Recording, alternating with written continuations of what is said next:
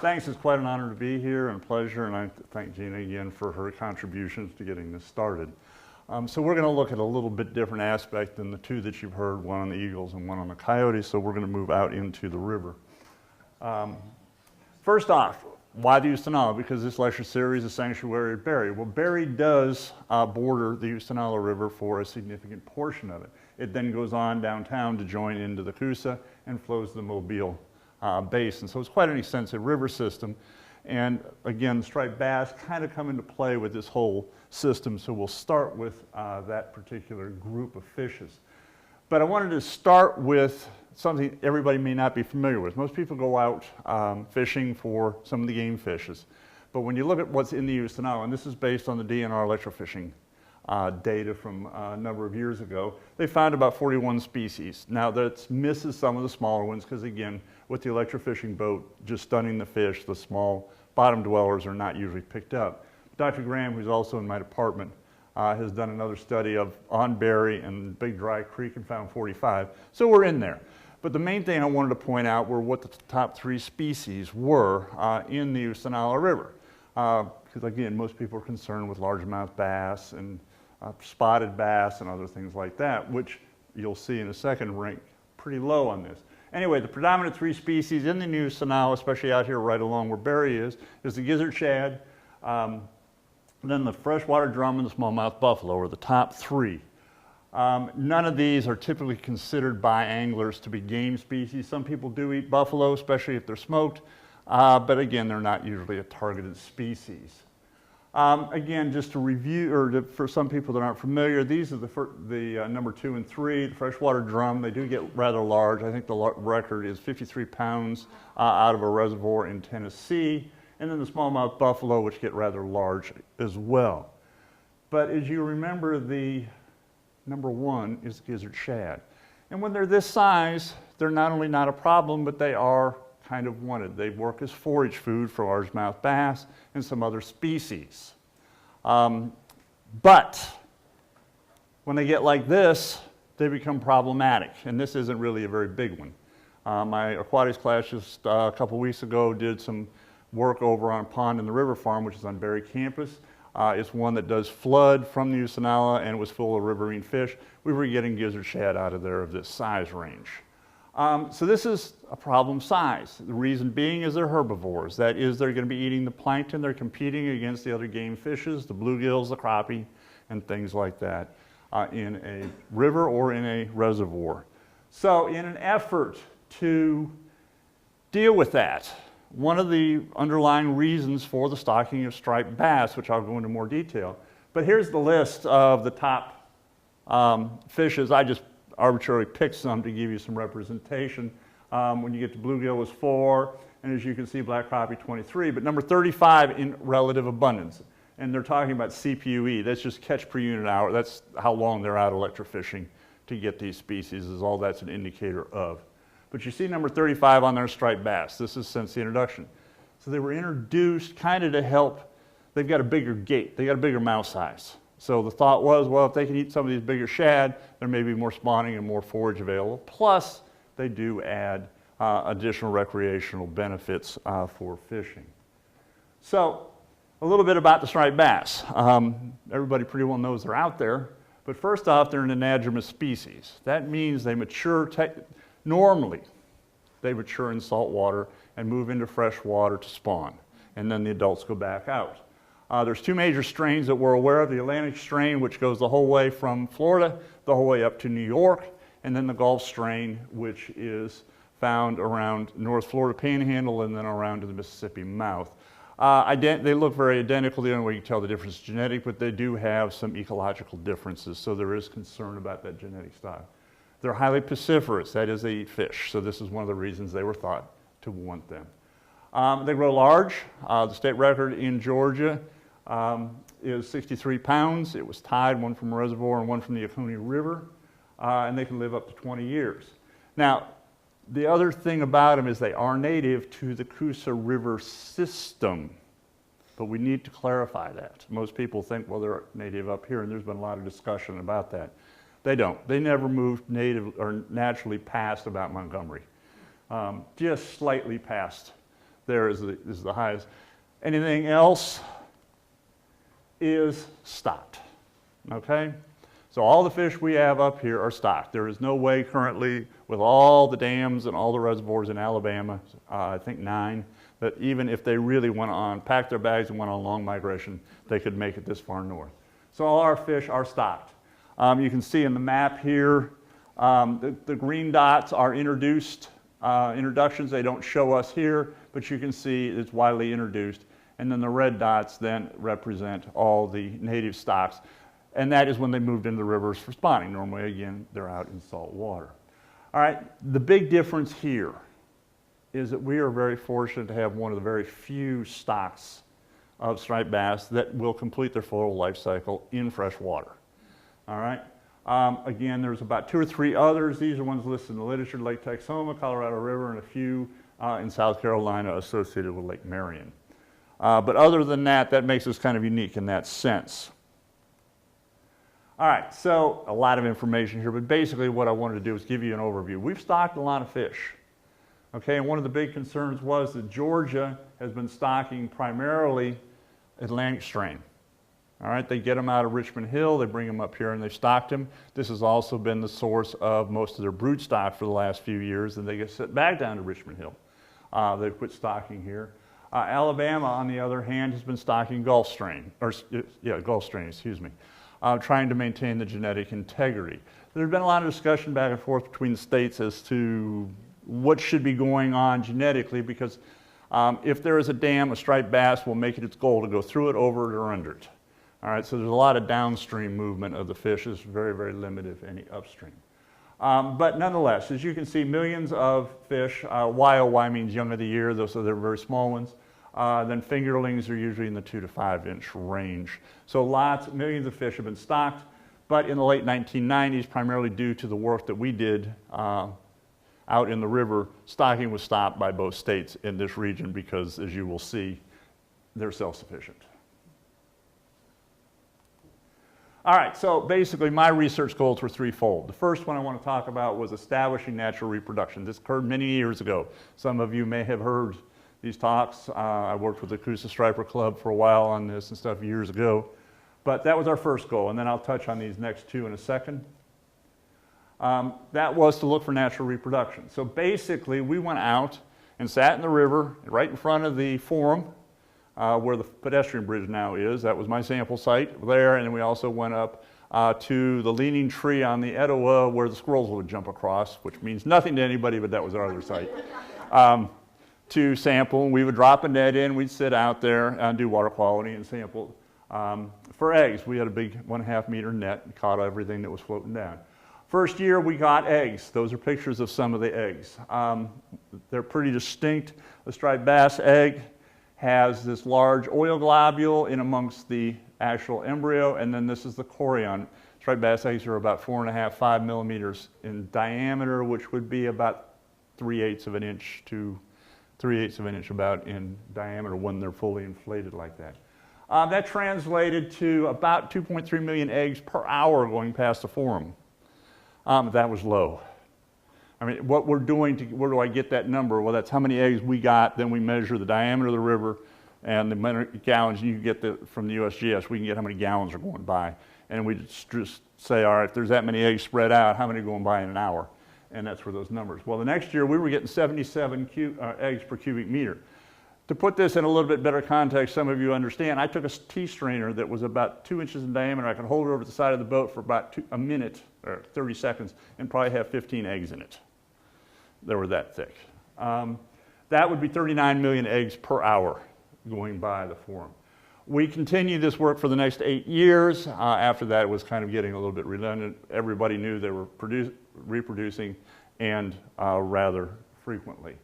We also wanted to make sure these eggs were viable because these were stock fish and stuff like that. So we brought them back to the hatchery, set up a hatching system, and hatched the eggs out, and they were very successful. As a matter of fact, if you go to the Tennessee Aquarium, and in the river section, there are some striped bass. Some of those are from Berry. They came down and got them because they were food trained. All right, the next aspect of it was to identify, everyone wanted to know where they spawned, which was a very good question. So in that case, what has already been known or what's in the literature is you can age an egg depending on what we call stage. So we kind of did it in rough 10 plus hour increments. So a newly fertilized egg will look something like this, stage 1 up to 10 hours. After about 10 hours, it will start to take on the form, and you can see the embryo of the fish starting to take place over top of the yolk. All right, so that will be the fish at some point. That's the oil globule. All right. By the time they reach 19 hours into incubation, there's the oil globule. But now the fish body has totally encompassed the yolk. That's why you can see all those little black dots and stuff. Those are chromatophores on there. So it's absorbed the yolk. The tail is formed. And then stage 4 is right here where it's still in the chorion, getting ready, and the tail is not detached. I didn't show stage 5. We didn't get very many of those, but stage 5 will look just like that, only the eyes will be developed. And they hatch at 44 hours at our river temperature. So we know that we can age them. So much to my students' chagrin, they spent all summer aging individual fish eggs by the thousands. All right? So basically then we use this to determine where they're spawning. And again, there's a fancy formula here that helps correct the eggs in fish, as with many other species, develop at a speed related to temperature. All right, so the colder the water, the longer it takes them to hatch. Our striped bass here spawn when it gets about 65 degrees. At that temperature, it takes 44 hours. All right, if the water warms up more, they hatch a little faster. All right, we call this degree days. So, for example, trout may have 210 degree days. And if the water's 2 degrees, it's going to take 105 days for those trout eggs to hatch. So this is, but anyway, there's a formula for correcting that. So I could correct for temperature changes in the river on that. And then I used 80% drift rate. If we have time, I will explain how I determined that. That was a whole nother story associated with a grocery store, and my lack of liking to shop was my wife. But we'll see how we're doing with that. All right, so here are some of the results that we found for different years, okay? And you can see, when I mentioned the students spent a lot of time aging eggs, 1 year was 15,000 eggs individually aged. All right, but you can see some trends there, different years. Water's different flow rates, different temperatures, but at least we were still able to start to get a feel for where they might be spawning.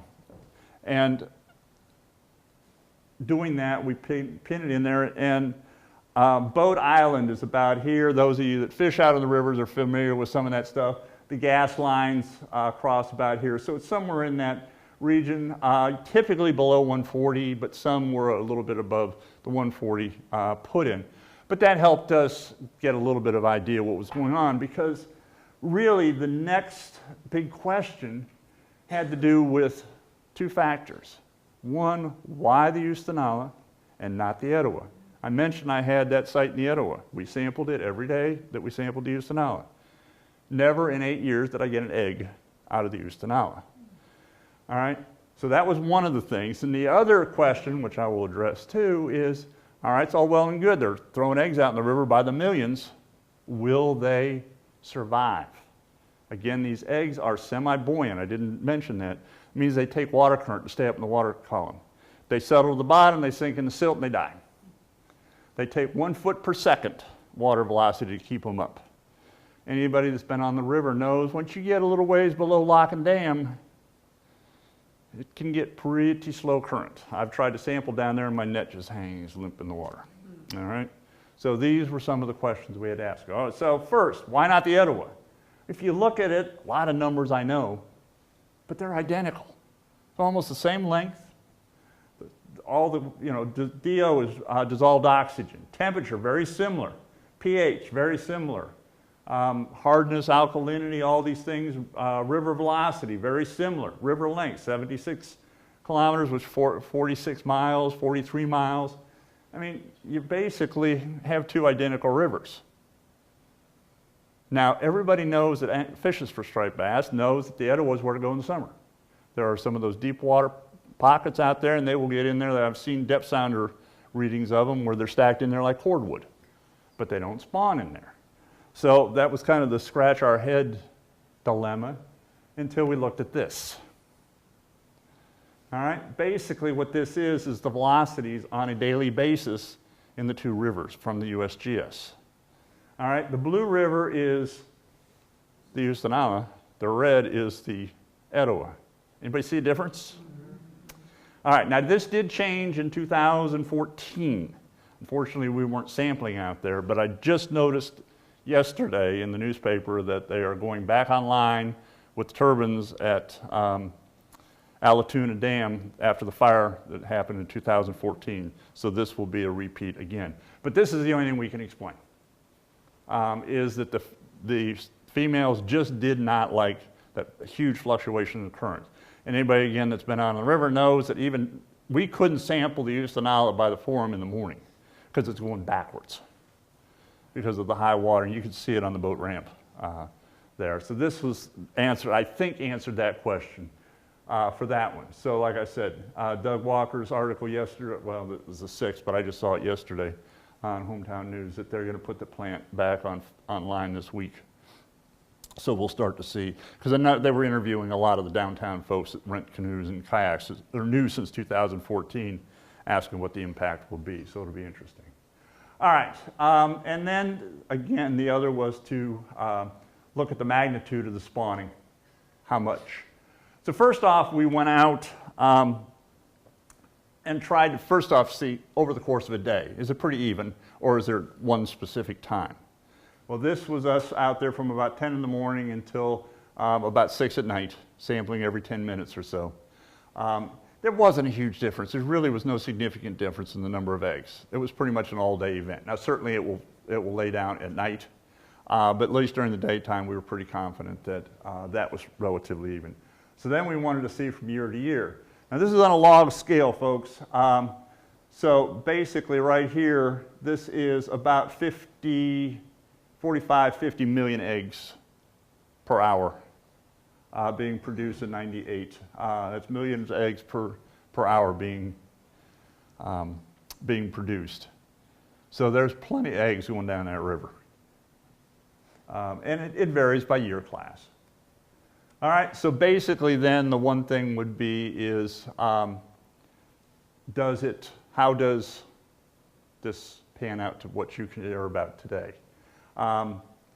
And beyond. Well, again, we haven't been doing the egg work in the last few years, but based on the surveys from DNR and stuff, looking at year class strength, we still have good populations. There's a couple weak year classes in here, as you can see. 2015, 2014 were not well represented. This was last year's samples for striped bass when they were out collecting eggs and stuff. You can see lots of young of the year from 2016 in there, and then some other ones. And we're clear up to 46 inches, which is a healthy size fish. So it's still looking good for those people striped bass fishing. All right, I want to change, and I'm going to come back to, if we got time, how we know we calculated whether their eggs were surviving or not. Obviously, by the number of fish, and nobody's been stocked, you can see they are surviving. But I'll get to that story in a second. But I want to switch gears quickly and talk a little bit about the sturgeon, which everybody's aware of. We've had this reintroduction program going. This one is native. It was native in the Oostanaula River and the Coosa River. It is a very primitive fish. The cartilaginous skeleton, heterocircle tail, those are all characteristics of sharks. It lives to be 55 plus years old, and they can get quite large, even right out here, up to 250 pounds. And they are a bottom feeder in the river. Now, as you can see here, the red represents expatriated populations. So there we are right there with our expatriated population. There are still some viable populations, mainly up north, but for the most part in the south, the lake sturgeon has been driven out of its native habitat. So there was some concern. Number one, is it still here? Because we don't want to genetically contaminate the stock and what's going on. So we started, the DNR started doing pretty thorough investigation of what was going on. And these are actual pictures from that they were able to collect from Floyd County in that region. There was a healthy fisheries that people bragged about until the mid-50s. And then the last fish apparently was caught in the 60s out of the river. There was one report in the 80s from a pond, I think it was over on the East Bank. I don't remember the name of the pond, but somebody caught one back in the 1980s, but that was, again, out of the river. So they think that was expatriated out of the river in the mid-60s. So since that time, DNR, and I had nothing to do with his stocking. I'll get to my part in this in here in a second. They've stocked some, about 220,000 lake sturgeon. The average stocking size was about 7 inches in that thing, and they are surviving. So these are basically credible lake sturgeon sightings that people have either caught them or seen them or something like that. So those are what they consider credible sightings, and you can see they're continually going up. This is Jim, a friend of mine from DNR, working with the emergency school kids. That's a typical size where they were released. Here's what some of them started looking like in 2015. So they're doing well. And here was this March. So they're starting to grow in size.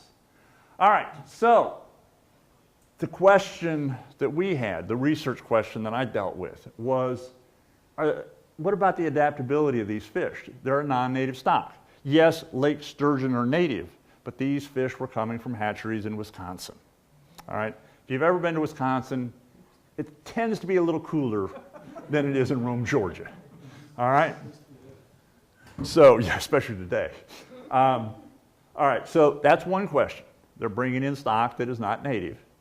Number two, we have changed that river a lot since those fish were last expatriated.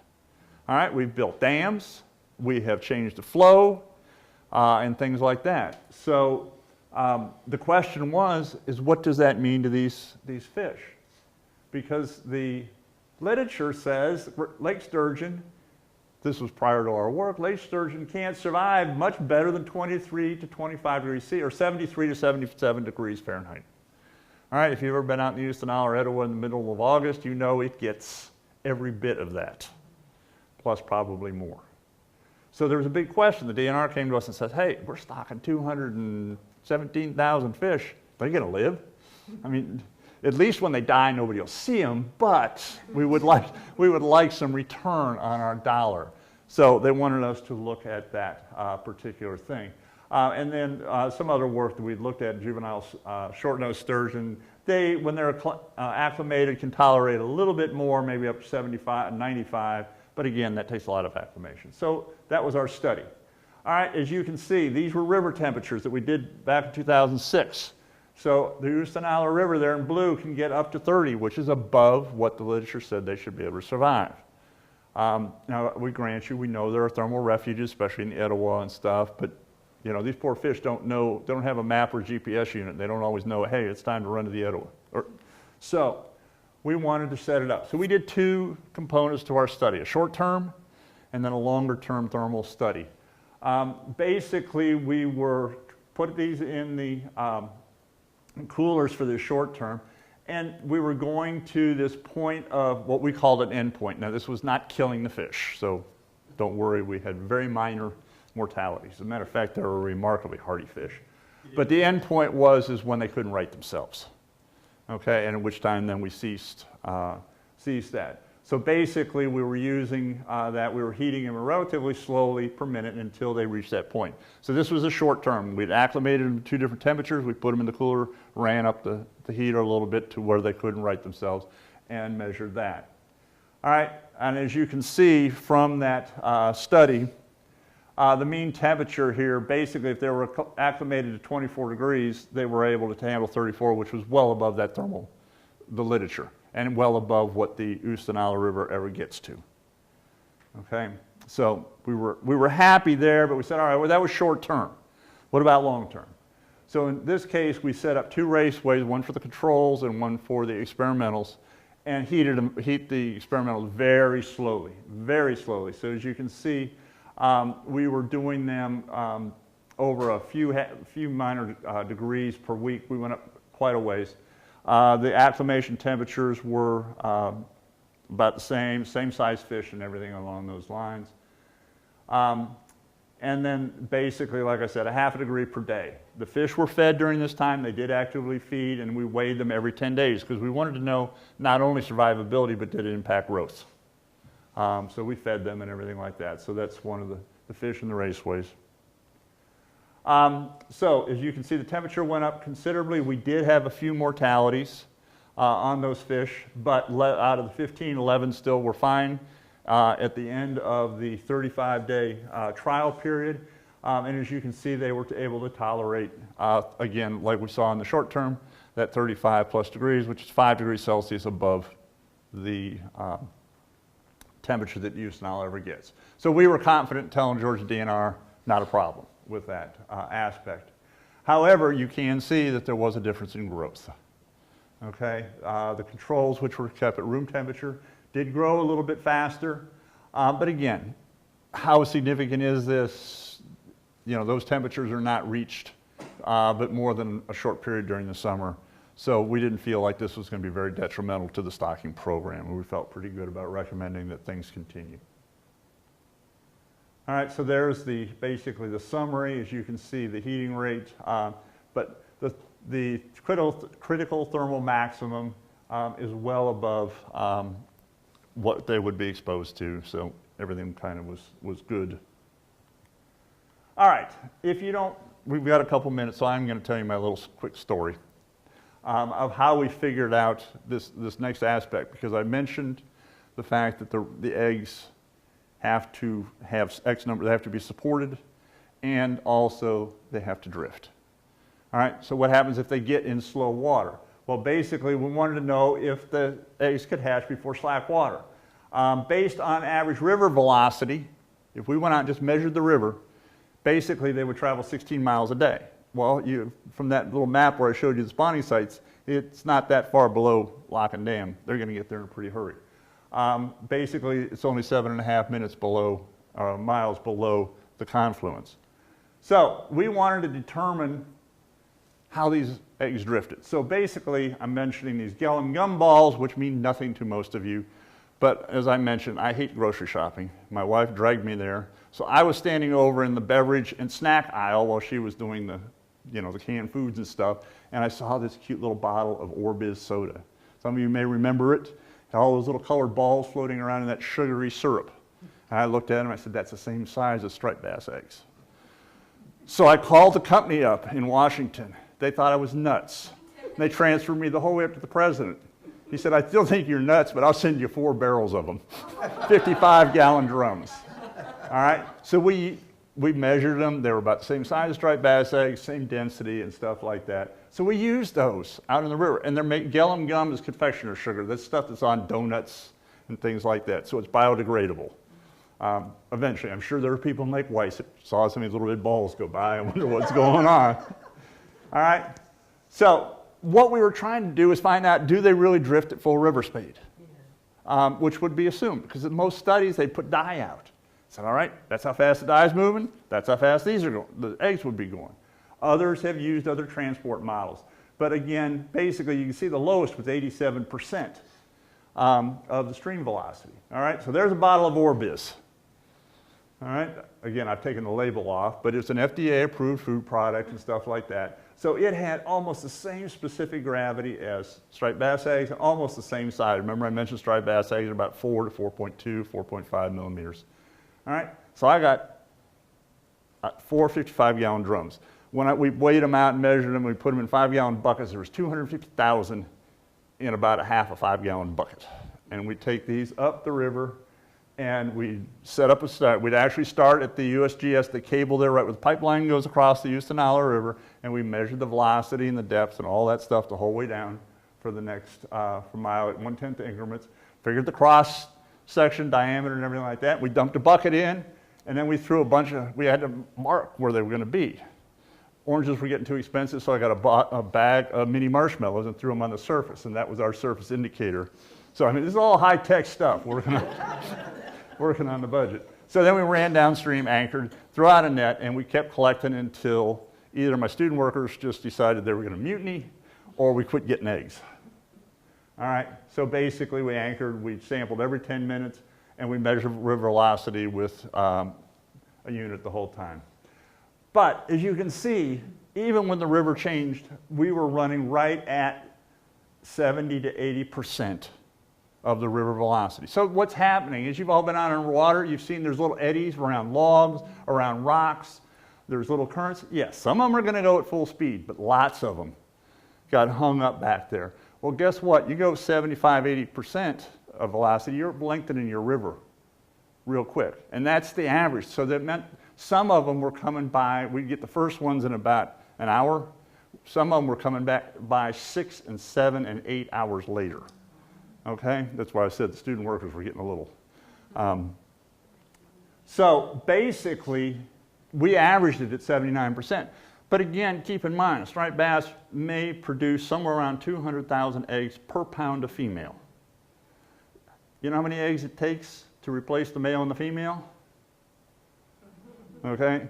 So with this hung up stuff, a lot of them can have the chance of surviving before they reach the slack water on there. So with that, I will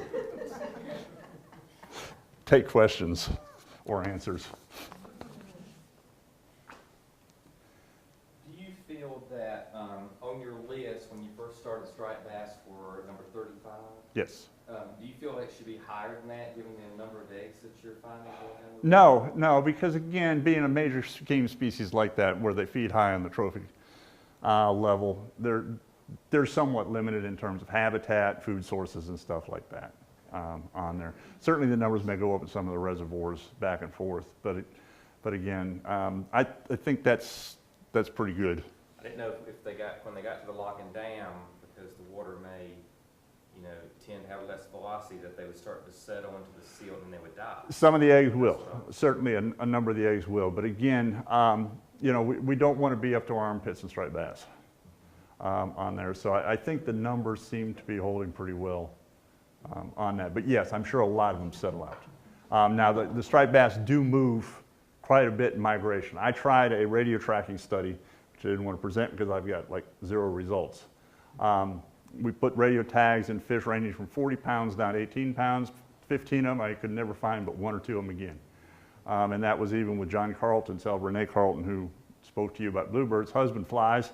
And we went up in his plane and we flew up and down the river the whole way and we couldn't find them. So they'll move into the Oostanaula, they'll go down deep into the cold ponds there. They move into Lake Weiss. Right there, as you go under that the Highway 20 bridge, it goes down to about 90 feet, they'll pack in there, and I can't pick them up on the receiver, but they move around. So in terms of their spawning, or actually the biology of spawning, I assume because these eggs need to float, right. the fish aren't making a bed. No, they're, as a matter of fact, if you go, the reason we chose today, and I forgot to mention it, Rachel, the reason we chose today, this has been the peak day, historically, for striped bass spawning. So if you go down by the library, or you go down by where they used to park the Roman Holiday, right there at Riverside Park, you'll hear them out there splashing. So in other words, you just have the males and females will just be right. They're just broadcast spawning into the water. The eggs are very small when they're first released, and as soon as they hit the water, they what are called water harden, and they'll blow up to that bigger size, because obviously a female couldn't hold 250,000 eggs if they were all that size. And then they start drifting down the river. There's another question. Yes? I noticed on the map you had up earlier there was a Pacific strain of stripers, and they were the drink. Were that an introduced species? That one I am not totally familiar with, but I believe it is a native species, but I haven't read much on it. That does Sacramento River and some of those rivers along in there that they've been kind of more quiet about. There hadn't been a whole lot in the literature about that one. Move up into San Francisco Bay in this fall. Yeah. But again, they still need all that running water, so they're moving streams. Anything else? Yes?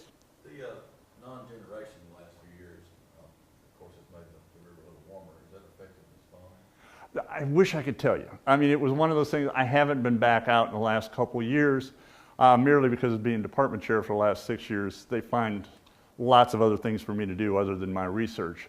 But based on that chart of the year classes from that the DNR did, it looks like it was down there in 14 and 15, which had been right then when the flow stopped, and it may have taken some getting used to, and then it's picked back up again on there in your class from 2016.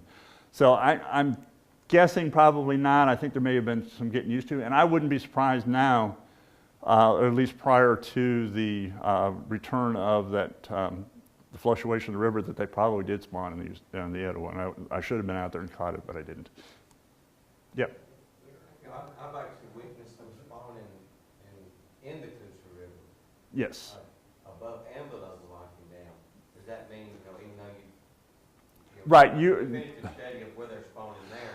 I would venture to guess that if they spawn, if they spawn above or in the immediate vicinity of the lock and dam or immediate below it, odds of those eggs surviving are slim to nil.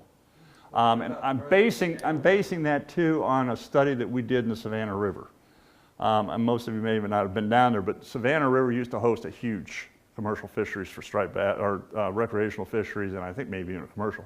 And then it plummeted. It just went out of nowhere. They put a moratorium on any striped bass harvest in the Savannah River, and they couldn't figure out why. Well, it turned out we went down there and we took our because they were so impressed with our Gillum gumball study that Army Corps took me down there to look at it, and we did. And there was a tide gate. I don't know if some of you may be familiar with that old tide gate they put in the back river. So what that was doing was allowing the tide to flow in, and then it would close, and it would hold up all that water in the little back river, and then they cut channels called Rifle Cut that went into the main river. And the theory was all that water would rush through there like a fire hydrant and scour out the main channel and save them dredging charges. Well, this occurred at the same time the striped bass population went like this. So we went down with the Gillum gumballs and figured out what was going on. Basically, that river system is so short that they were relying on the tides, and it was sandy in the back river, and the eggs would pick up on the ebb tide and move, and then they would settle on the sand, which wouldn't suffocate them, and pick up and then move back on the ebb. All right. Well, as soon as they put the tide gate in, it started putting silt in. The eggs started settling in silt and all suffocated. No more eggs. So based on that, they closed Rifle, and then our gumballs all were going out Rifle Cut. I mean, we tried to sit out there. It was like trying to net in a fire hydrant. But we got almost all our balls went out there. They didn't stay in the back river where they were supposed to. So that kind of supported this theory that if they get into slack water, they're not going to make it. They're going to spawn. They don't know different. But they're not going to survive. So I would have mentioned most of those down there probably are not. Well, kind of continuing the same question. You know, some of those fish live up in the Chachuga River. Right. But some of the fish also move up into Big Cedar Creek. Right. Other than coming all the way up into here. We have never gotten eggs out of Big Cedar Creek. I've never sampled Chachuga. We did try to sample that creek, but I didn't get any, and it was a limit. I mean, they'll go wherever there's a water current. So the possibility. There's a possibility, certainly. Yeah. Would be minimal. Right. At all, probably. Probably. Okay. Thank you so much. We're all wiser. So thank you so much.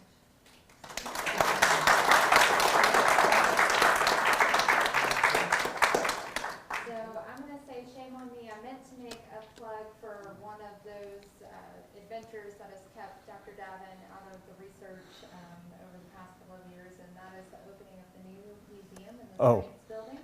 I know he will refuse to accept this, but I'm going to say it anyways. So the large museum is a new museum that's open in the McAllister building on Berry's main campus, Right. and it's a really neat space. And Dr. Davin worked along with other members of the faculty over there to help put together some really wonderful displays exhibiting different research, but also they have a display from TELUS as well. So it's Right. a great realization of a dream. When McAllister was constructed, the hope was actually to have a museum in that space as well, and that's finally come to fruition. So we're hoping that maybe now that that's out, you'll be able to get back in the river. Yeah. So make sure, and he can tell you maybe about the hours, or you can go online and see that. But that space is open. I don't know what the summer hours are, but that's a really wonderful. Yeah. If you're ever, I think it's from 8 to 5 regular club, because we're doing summer school, so the building's open and stuff like that. So it's by the auditorium there. We've got exhibits of tools of the trade, a lot of old stuff from McAllister that left, and he left and stuff like that. Then there's an exhibit of dinosaur heads, skulls. They're all imitation, but nonetheless it's kind of cool. We use that for some of our classes. And then I was able to get one of the oak trees that blew down in 2003, not the graduation tree, but we got a real nice slice out of it and polished it up and dated it back to Martha Berry's 21st birthday, and then put little tags on it the whole way out that have different events about the boys' school and stuff like that. So there's a complete history from Martha's 21st birthday, and then we've got, I was donated a shell and coral collection, so we have an exhibit of that. And then she mentioned we've got Tullis donated, or loaned us, matter of fact, the loan's up, a bunch of really neat Hubble space shots in there. We are going to be adding this summer coyote exhibit, and then Dr. Carlton is having a number of her birds of prey taxidermically stuffed so that we can put those in there as well. So that will all be in there. And if you're interested in watching my kids do their coral reef ecology stuff, we will have, that will be on, we put pictures up every night on it's berry.edu/Roatan 2018, I think is the site, but we put about 10 pictures up so parents can see that their kids are still alive and not drown, because it's all scuba based and a lot of them get a little worried on that. All right, well, thank you very much. It was an honor to come talk to you.